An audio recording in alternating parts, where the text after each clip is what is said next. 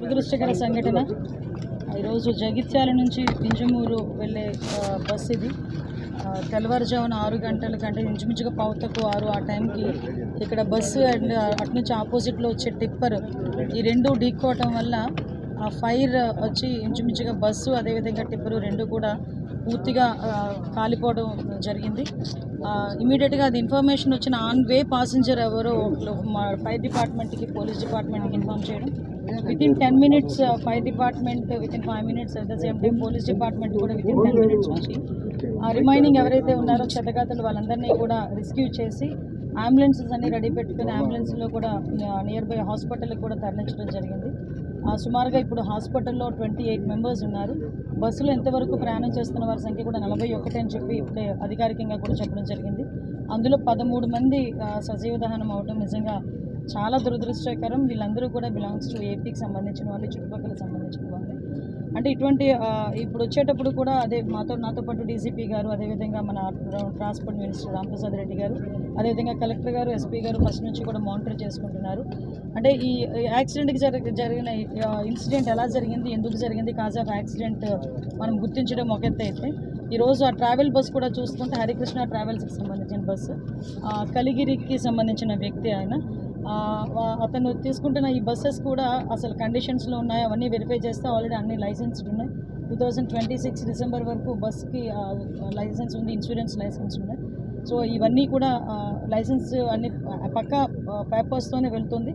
But ఎందుకు జరిగింది, ఎలా జరిగింది అన్న దాని మీద సమగ్రమైన విచారణకి గౌరవ సీఎం గారు కూడా ఆదేశించడం జరిగింది. గౌరవ సీఎం గారి ఆదేశాల మేరకు ఈరోజు క్యాబినెట్ ఉన్నా కూడా ఇమీడియట్గా అక్కడికి వెళ్ళమని చెప్పేసరికి నేను, అదేవిధంగా రాంప్రసాద్ రెడ్డి గారు, డీజీపీ గారు, మేమందరం కూడా ఇక్కడికి రావడం జరిగింది. క్షతగాత్రులందరికీ కూడా మెరుగైన వైద్యం అందిస్తాం. ఇప్పటి వరకు క్షతగాత్రులందరూ కూడా ఎటువంటి ప్రాణాపాయం లేకుండా అందరూ కూడా సేఫ్లోనే ఉన్నారు. చిన్న చిన్న ఫ్రాక్చర్స్ జరిగినాయి. వాళ్ళందరికీ కూడా నియర్ బై గుంటూరు హాస్పిటల్కి కానీ ఎక్కడికైనా షిఫ్ట్ చేయాల్సి వస్తే కనుక ఇమీడియట్గా షిఫ్ట్ చేసి వాళ్ళందరికీ కూడా మంచి వైద్య సదుపాయాలు కలిగేటట్టుగా మేము చూసుకుంటాం. కర్నూలు ఘటన తర్వాత ఇది మళ్ళీ రెండోది. కర్నూలు ఘటన జరిగినప్పుడు కూడా చాలా గట్టి ఇన్స్ట్రక్షన్స్ ఇస్తున్నామని చెప్పారు. అప్పటికి ఇప్పటికీ ఏమైనా మార్పు వచ్చిందా? ఇక్కడ మీరు ఇచ్చిన ఇన్స్ట్రక్షన్స్ లేకపోతే మీ సిస్టమ్ ఫెయిల్యూర్ అని అనుకోవచ్చు. ఇప్పుడు విషయం ఏంటంటేనండి, ఇప్పుడు సిస్టమ్ ఫెయిల్యూర్ అవ్వటం అనేది ఉండదండి. కాకపోతే కొంచెం ఇప్పుడు యాక్ట్లు కొన్ని ఉంటాయి. నేషనల్ యాక్ట్ ప్రకారం, బేసిస్ ప్రకారం కొన్ని ఇక్కడ బస్సెస్ పర్మిట్ చేయాల్సి వస్తుంది. నేషనల్ పర్మిట్స్ ఉంటాయి, కొన్ని బస్సెస్ నేషనల్ పర్మిట్స్ ఉంటాయి, కొన్ని విషయాలు మన స్టేట్ పర్మిట్స్ ఉంటాయి. ఇలాంటి విషయంలో కొన్ని కండిషనల్ బేస్ చేసుకొని వాళ్ళ కండిషన్ అన్నీ చూపించుకొని వస్తున్నారు. ఇక్కడ టెక్నికల్ ప్రాబ్లం వచ్చిందా, డ్రైవర్ నెగ్లిజెన్సీయా, లేకుంటే డ్రైవర్ నిద్రావస్థలో ఉన్నాడా, ఇవన్నీ కూడా నేను, డీసీపీ గారు, మంత్రి గారు ఇప్పుడే మేము ఎస్పీ గారితో కూడా క్లియర్గా చెప్పడం జరిగింది. అసలు బస్సు డ్రైవర్ ఎన్ని గంటలకి బస్సు ఈ డ్రైవింగ్కి ఎక్కాడు అంటే అరౌండ్ 6 hours నుంచి అతను ఒకటే డ్రైవ్ చేస్తున్నాడా, స్పేర్ డ్రైవర్ ఉన్నాడా లేదా, టెక్నీషియన్ ఉన్నాడా లేదా. ఇప్పుడే మా ఎమ్మెల్యే గారు కూడా ఇప్పుడు ఒక ఇన్పుట్ ఇచ్చారు. కరెక్ట్గా ఎర్రగొండపాలెంలో ఈ బస్సును ఆపారు, ఇంచుమించు 1 hour ఏదో టెక్నికల్ ప్రాబ్లం వచ్చిందని. ఆ కోణంలో కూడా మేము దర్యాప్తు చేస్తున్నాం. It's a purely accident. ఈ యాక్సిడెంట్కి అంటే ఇప్పటి వరకు అటువంటి సంఘటనలు జరగకుండా చూసుకోవాల్సిన బాధ్యత మా మీద ఉంది. అట్ ద సేమ్ టైం ఎవరైతే బస్సు యాజమాన్యాలు బస్సులు నడిపిస్తున్నారో వాళ్ళకి కూడా ప్రత్యేకమైన దృష్టి పెట్టాలి. మీరు రీసెంట్గా చూస్తే మొన్న కలెక్టర్ కాన్ఫరెన్స్లో కూడా ఎప్పుడు కూడా లా అండ్ ఆర్డర్ విషయంలో రోడ్ ట్రాన్స్పోర్ట్కి సంబంధించిన ఇష్యూస్ మీద మేము ఎప్పుడు కూడా మామూలుగా అంటే జనరల్ డిస్కషన్ చేస్తాం, కానీ దీని మీద ప్రత్యేకంగా మన కలెక్టర్ కాన్ఫరెన్స్లో గౌరవ ముఖ్యమంత్రి గారు ఈ రోడ్ యాక్సిడెంట్స్ మీద ప్రత్యేకంగా దృష్టి పెట్టాలి. ఎట్టి పరిస్థితుల్లో రోడ్ యాక్సిడెంట్స్ ఎక్కువ అవుతున్నాయి, ఎక్కడ ప్రాబ్లం వస్తుందని ఒక నివేదిక కూడా సమర్పించమన్నారు. 1 or 2 daysలో police department, road transport department రెండూ కలిపి ఆ నివేదిక కూడా సమర్పించనున్నాయి. దీన్ని బేస్ చేసుకొని ఎక్కడైనా సెంట్రల్ యాక్ట్లో ఎక్కడైనా అమెండ్మెంట్ చేయాలేమో అది కూడా కనుక్కొని మేము స్టేట్ గవర్నమెంట్ నుంచి కూడా కొంచెం పూర్తి అధికారాలు కొన్ని మన చేతుల్లోకి వస్తాయి కనుక డెఫినెట్గా సెంట్రల్ యాక్ట్ని బేస్ చేసుకుని కొన్ని సందర్భాల్లో మేము కూడా యాక్ట్ చేయలేకపోతాం. సో డెఫినెట్గా దానికి కూడా మేము సానుకూలంగా వాళ్ళకి కూడా విషయం చెప్పి స్టేట్ యాక్ట్ని కూడా కొంచెం బలోపేతం చేసి నేషనల్ యాక్ట్ని కూడా కొంచెం మార్చే విధంగా గౌరవ ముఖ్యమంత్రి గారి సూచనలు, సలహాలు తీసుకొని సెంట్రల్ గవర్నమెంట్ కూడా పంపిస్తామని మేము ఇప్పుడు ఇది ఉందండి. ఎస్, అనుమతి ఇవ్వడం అనేది ఇప్పుడు ఇది నేషనల్ పర్మిట్ ఉన్నది. సారీ, ఇది నేషనల్ పర్మిట్. నేషనల్ పర్మిట్ ఉన్నది ఎక్కడి నుంచి లైసెన్సులు వస్తాయి, ఎక్కడి నుంచి పర్మిట్స్ వస్తాయని మీకు కూడా తెలుసు. ముఖ్యంగా ఒకటే చెప్తున్నానండి నేను, ఇక్కడ మీరు అబ్జర్వ్ చేసుకుంటే ఇందాక మేము అదే మాట్లాడుకుంటున్నాము, ట్రాన్స్పోర్ట్ కమిషనర్ గారు కూడా అదే మాట్లాడుకుంటున్నాం, మంత్రి గారు కూడా. ఎమర్జెన్సీ ఎగ్జిట్ ఓన్లీ ఒకటి ఉంది బస్. అంటే ఎవ్రీ బస్కి యాజ్ పర్ రూల్ ప్రకారం ఒకటే లాస్ట్ ఎమర్జెన్సీ ఎగ్జిట్ ఉంటుంది, ముందు డోర్ ఉంటుంది. బట్ ఇప్పుడు ఏంటంటే అందులోని కూడా రిఫార్మ్స్ చేయడానికి ఆల్రెడీ ఒక యాక్ట్ కూడా రాబోతుంది. అది కూడా నేషనల్ యాక్ట్ అక్కడ నుంచి రాబోతుంది.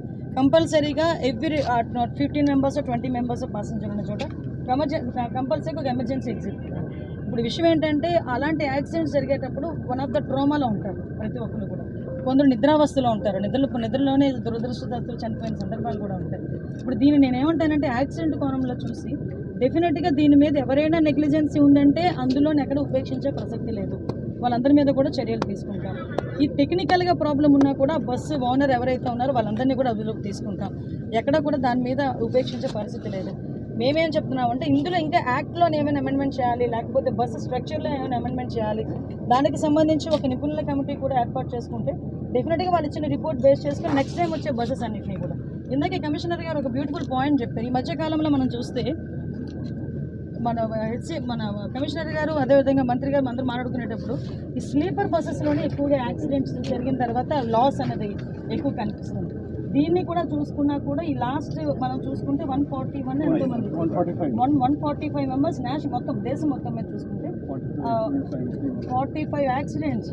అందులోని ఓన్లీ స్లీపర్ బస్సెస్కి ఎక్కువ యాక్సిడెంట్స్ జరిగాయి. ఎందుకంటే అందులోని ఫ్లామబుల్ ఎక్కువ ఉంటుంది. ఒక్కసారి జరిగిన తర్వాత ఆ కర్టెన్స్ అని, ఆ కుషన్ అని, వాట్ ఎవర్ ఇట్ మే అవన్నీ కూడా ఫ్లేమబుల్. వాటన్నిటిని కంట్రోల్ చేయాలంటే కంపల్సరీ స్లీపర్ అన్నది లేకుండా ఆ ప్రయత్నం కూడా ఇప్పుడు సెంట్రల్ గవర్నమెంట్ వాళ్ళు కూడా చేస్తున్నారు. స్టేట్ గవర్నమెంట్ కూడా ఒక రిపోర్ట్ పంపించింది ఆల్రెడీ దాని మీద కూడా. సో ఇవన్నీ ఉన్నాయి. దయచేసి మీరందరూ కూడా సహకరించండి. ఫర్దర్గా జరగకుండా చూసుకునే బాధ్యత తీసుకుందాం.